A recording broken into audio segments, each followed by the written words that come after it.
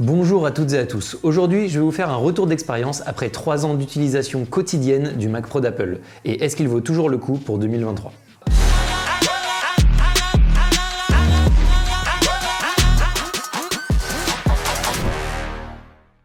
Avant de commencer cette vidéo, il faut se remettre dans le contexte de fin 2019 quand cette machine a été disponible à l'achat. Chez Apple à ce moment-là, c'est assez compliqué d'être un pro avec de grosses exigences techniques. Car les fans du Mac Pro de la première heure ont été assez déçus du précédent Mac Pro qui, à cause de son design, a eu des très gros soucis de surchauffe. En attendant de faire mieux, ils ont mis l'équivalent d'un mini Mac Pro dans un châssis d'iMac avec l'iMac Pro en retravaillant totalement la ventilation. C'était un très bon ordinateur, mais qui n'a pas non plus convaincu les pros avec son design qui ne pouvait pas évoluer. Du coup, à cette période-là, la plupart des pros sont soit passés chez Windows, soit ont pris des gros MacBook Pro ultra boostés. Honnêtement, ça marchait super bien, mais les boîtiers étaient trop fins, ce qui rendait les machines très bruyantes. Bref, si vous voulez en savoir plus, je vous conseille l'excellente vidéo de Steven sur le Mac Pro, qui nous permet de bien comprendre les enjeux de cette machine à sa sortie. Suite à la présentation du Mac Pro, j'ai été invité chez Apple avec quelques professionnels dans différents domaines, avec la possibilité de ramener nos propres SSD pour tester le Mac Pro avec nos projets. C'était très cool d'avoir cette demi-journée de test car ça nous a permis de définir les composants dont on allait avoir besoin à l'achat.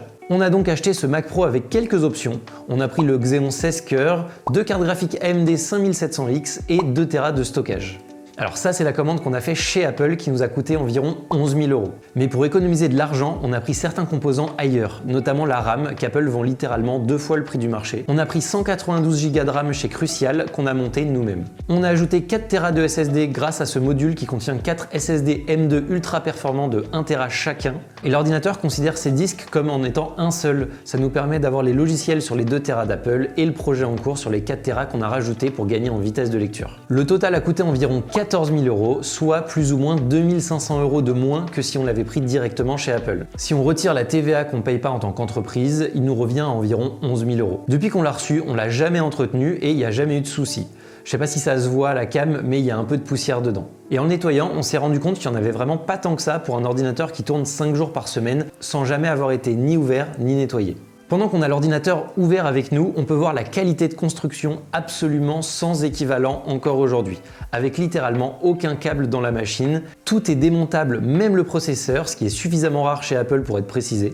Contrairement à un ordinateur classique, aucun composant n'a de ventilateur qui lui est dédié. L'appareil est pensé pour être un flux d'air constant, ce qui le rend extrêmement silencieux et après 3 ans, je peux vous dire que ça marche vraiment. Et c'est fou de bosser sur des fichiers en RedRaw 8K sans proxy avec une lecture 4K dans la qualité finale du projet dans le silence le plus total. On peut l'entendre à peine l'été en se collant à la machine pendant de longs exports qui demandent beaucoup aux 2 cartes graphiques en même temps. Mais en réalité, notre stockage externe fait plus de bruit que l'ordinateur en lui-même. Je vais revenir brièvement sur le setup autour de notre Mac Pro pour que vous compreniez bien nos besoins. Pendant très longtemps, il était relié à 3 écrans LG Ultrafine 5K. Aujourd'hui, il n'y en a plus que 2 parce que la boîte a beaucoup grossi et on a réquisitionné cet écran pour un autre poste. Cet écran est à l'heure actuelle encore excellent, même si dans les 2 prochaines années, on aimerait bien remplacer tous nos écrans par des écrans HDR. On a le clavier et le trackpad d'Apple que j'adore. En souris, on utilise la Logitech MX Master 3. Relié au Mac Pro, on a un disque Lassi 6Big en 48 Tera en RAID 5. Ça fait 40 Tera utilisables, ce qui n'est clairement pas suffisant pour nous. Du coup, tous les mois, on est obligé d'archiver nos projets sur des disques de 10 Tera. À l'heure actuelle, on doit avoir environ 140 Tera d'archives.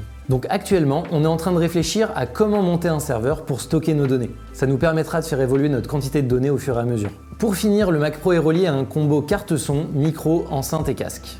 On fait une petite pause dans la vidéo, là je suis actuellement sur mon bureau devant le Mac Pro et je vais vous parler du sponsor de cette vidéo et ne partez pas, c'est un super sponsor, moi-même je suis super content de le faire. Cette app est un service d'abonnement qui permet d'avoir accès à plus de 240 applications sur macOS et iOS en un seul clic sans publicité. Ce qui est trop bien, c'est que quel que soit mon problème, ils me proposeront un logiciel pour y répondre. Et ce, quel que soit le problème, que ce soit productivité, streaming, organisation, gaming, il y a vraiment de tout. Je vais vous donner quelques exemples de logiciels que j'utilise sur cette app. Alors déjà, et c'est un des logiciels que j'utilise le plus depuis des années, c'est MindNode. C'est un logiciel de mind mapping. En gros, c'est une manière de prendre des notes et d'écrire des textes et au lieu d'écrire de haut en bas comme sur un logiciel traditionnel, on écrit sous forme de bulles qu'on peut relier entre elles. Ce logiciel est vraiment incroyable. Toutes les vidéos de la chaîne ont été écrites sur ce logiciel. Autre logiciel que j'adore et que j'utilise depuis des années, c'est iState Menu. En gros, c'est un gestionnaire de ressources miniaturisé qui permet d'être mis dans la barre de menu tout en haut. C'est ultra personnalisable et en gros, vous pouvez choisir si vous voulez avoir comment les cœurs fonctionnent, je sais pas, la température de votre carte graphique, combien de stockage stockage il reste dans votre ordinateur, la pression sur la RAM, le débit internet, il y a énormément de personnalisation possible et moi j'adore ce logiciel. Autre logiciel incroyable qu'on retrouve sur macOS que j'utilise depuis au moins 10 ans, c'est Clean My Mac. Alors dans la déclinaison actuelle, Clean My Mac X. Alors c'est vraiment une application qui permet de faire beaucoup de choses, mais notamment elle reconnaît les fichiers inutiles et permet de s'en débarrasser sans toucher aux fichiers de l'utilisateur ou du système. En gros, vous lui demandez d'analyser votre Mac et ça vous fait un rapport et vous pouvez choisir ce que vous supprimez ou non. En plus maintenant, il y a une petite fenêtre qu'on peut afficher qui est ultra pratique avec la vue d'ensemble du Mac, donc il y a vraiment plein d'informations. C'est un logiciel qui est vraiment ultra utile au quotidien. Ça c'est vraiment les 3 logiciels que j'utilise le plus. Et toi Théo, qu'est-ce que tu utilises sur Setup? Cette séquence est pas du tout préparée. Alors moi j'avais plusieurs problématiques sur le Mac et en fait je connaissais pas du tout Setup. Du coup une fois qu'on l'a installé, j'ai juste cherché tous les petits problèmes que j'avais dans la barre. Et du coup ça m'a proposé Disk et Drill, qui est une application qui permet de restaurer des fichiers qui ont été supprimés. Ça peut être génial si on a un problème, un jour on supprime des rushs.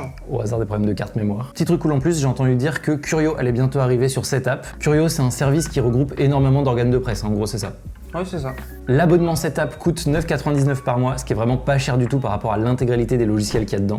Et puis la première semaine est gratuite. Oh, ça c'est beau. En plus, il y a énormément de contenu en ligne pour expliquer comment bien utiliser Setup si vous avez besoin. On remercie énormément Setup de nous soutenir. Si ça vous intéresse, passez par le lien en description et nous on se retrouve avec la suite de la vidéo. Bon, maintenant que vous avez le contexte, je vais enfin pouvoir vous faire mon retour d'expérience après 3 ans d'utilisation intensive. Première qualité dont j'ai déjà parlé, mais je vais revenir dessus, le silence.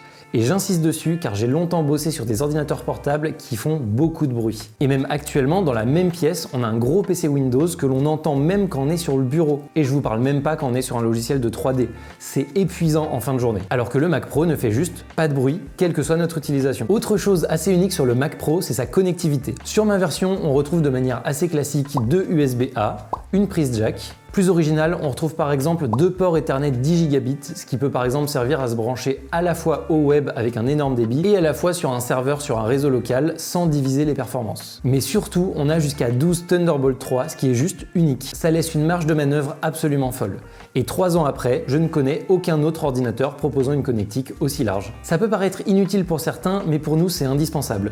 Car en plus de tous les périphériques dont je vous ai parlé en début de vidéo, on est relié à un lecteur de disque dur pour nos archives, on doit brancher notre lecteur pour les cartes RAID, notre lecteur de carte SD pour les GH5, on relie entre 1 et 3 SSD pour faire des backups, le tout sans aucune baisse de performance et malgré tout ça, on a encore des ports de libre au cas où. Chose que j'ai découvert assez tardivement sur cette machine, c'est que malgré son poids, elle est assez simple à déplacer grâce à ces 2 grosses poignées qu'on a sur le dessus et surtout grâce à la boîte dans laquelle il livre l'ordinateur qui est ultra bien pensé. Ça m'a permis de faire certains gros projets en déplacement avec une facilité assez étonnante. Autre avantage assez important pour certains professionnels, les données qui sont sur le disque principal sont chiffrées matériellement grâce à une puce dédiée nommée T2. Ensuite, et c'est sûrement le moment que vous attendez sur un ordinateur aussi cher, les performances. Eh bien, en réalité, c'est assez mitigé. En fait, ça dépend vraiment de vos usages. Moi, je vais vous parler surtout dans l'audiovisuel. Déjà, je vais vous donner un exemple dans lequel il est impressionnant. Je prends un fichier RedRAW 8K en 16 bits sans proxy, en mode meilleure qualité, en sortant l'image en 4K sur le second moniteur. Je le glisse dans ma timeline, je fais play et ça marche parfaitement. Et je peux faire tout mon montage comme ça sans souci. L'ordinateur fonctionne également très bien sur Logic ou sur Resolve. Et c'est là qu'on va arriver au défaut. 3 ans après sa sortie, beaucoup trop de logiciels ne sont juste pas capables d'exploiter la puissance de l'ordinateur car les éditeurs ne prennent pas le temps de l'optimiser. C'est entre autres le cas de la suite Adobe avec laquelle, dans la plupart des cas, j'ai des performances comparables à un Mac Mini M1 à 700 €. Et en creusant, on comprend assez facilement pourquoi on a des mauvaises performances. La suite Adobe n'utilise simplement pas tous les cœurs du processeur. Et pour une raison que j'ignore, il n'utilise quasiment jamais les cartes graphiques. Du coup, on se retrouve à avoir des super longs calculs avec un ordinateur qui travaille à genre 15 ou 20% de ses performances. Autre problème, la plupart des processeurs ont ce qu'on appelle des coprocesseurs qui l'aident dans certaines tâches ultra précises, genre notamment pour le décodage ou l'encodage vidéo. Sauf que les Xeon d'Intel, qu'on retrouve dans le Mac Pro, n'en ont juste pas. Donc malgré la puissance en plus, on se retrouve dans des situations lunaires où, avec certains codecs, comme par exemple le H264, les rendus se font plus lentement qu'avec un ordinateur portable milieu de gamme. Autre problème, nous on fait pas mal d'émissions en multicaméra. On filme en 4K 10 bits et quand il y a plus de 4 caméras sur un montage qui fait environ plus de 20 minutes, avec l'étalonnage, le motion design, le mix et tout, on a des gros soucis de performance alors qu'aucun des composants ne tourne à 100%. Et une fois de plus, ça ressemble à un problème qui est plus logiciel que matériel.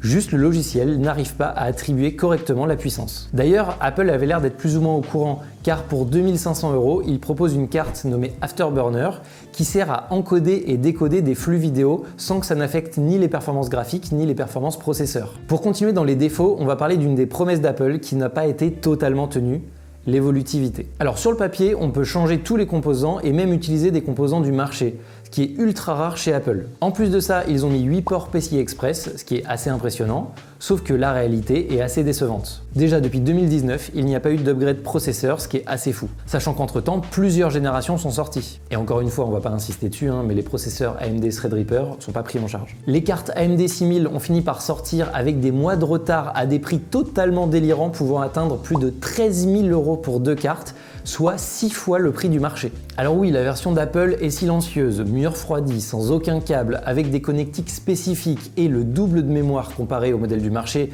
ce qui pour certaines personnes est indispensable. Mais honnêtement, 6 fois le prix du marché, je sais pas qui est prêt à mettre cet argent-là, mais clairement pas moi. Autre problème, l'ordinateur chauffe énormément. Il a une alimentation de 1400 watts et en pleine charge, il dégage autant de chaleur qu'un petit radiateur.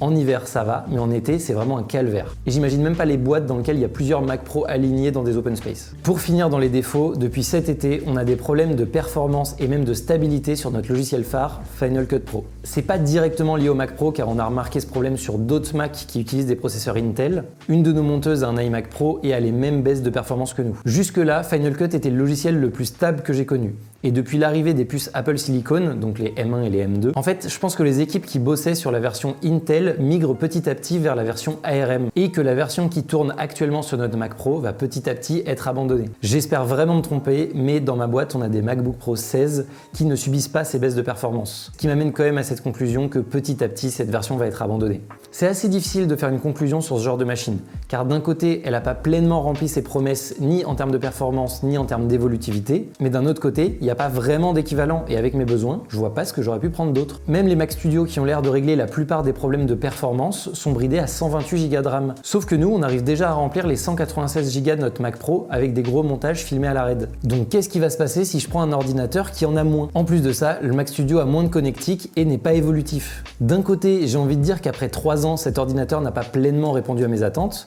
mais qu'est-ce que j'aurais pu prendre d'autre? À part un Mac Pro plus haut de gamme. Aujourd'hui, je suis dans un dilemme. Est-ce que j'investis quelques milliers d'euros pour upgrade ce Mac Pro et par exemple lui rajouter une carte Afterburner qui nous aiderait sur le multicaméra, éventuellement passer à 384 Go de RAM pour avoir moins de limitations quand on filme avec nos caméras RAID, voire pourquoi pas acheter les nouvelles cartes AMD 7900 XT qui sont sorties hier à l'heure où je tourne cette vidéo, ou vendre cet ordinateur et attendre le prochain Mac Pro M1 qui devrait arriver en 2023. Honnêtement, je sais pas. Et malheureusement, je vais pas avoir beaucoup plus de réponses à vous apporter car moi-même je manque d'informations. Ces machines répondent à des besoins tellement spécifiques que je ne connais personne d'autre dans ma situation avec qui je pourrais parler. Et malheureusement, sur internet, il se dit beaucoup de choses fausses sur le Mac Pro par des gens qui n'en possèdent pas ou qui n'ont pas les mêmes problématiques que nous. Donc j'espère vraiment que cette vidéo servira à nous apporter des réponses sur cet ordinateur qui est finalement assez peu connu. Et si vous vous y connaissez, n'hésitez vraiment pas à laisser un commentaire, j'y serai vraiment très attentif, quitte même à faire un épisode 2 si un jour j'ai plus d'informations. Merci à vous d'avoir suivi cette vidéo, je vous dis à très bientôt.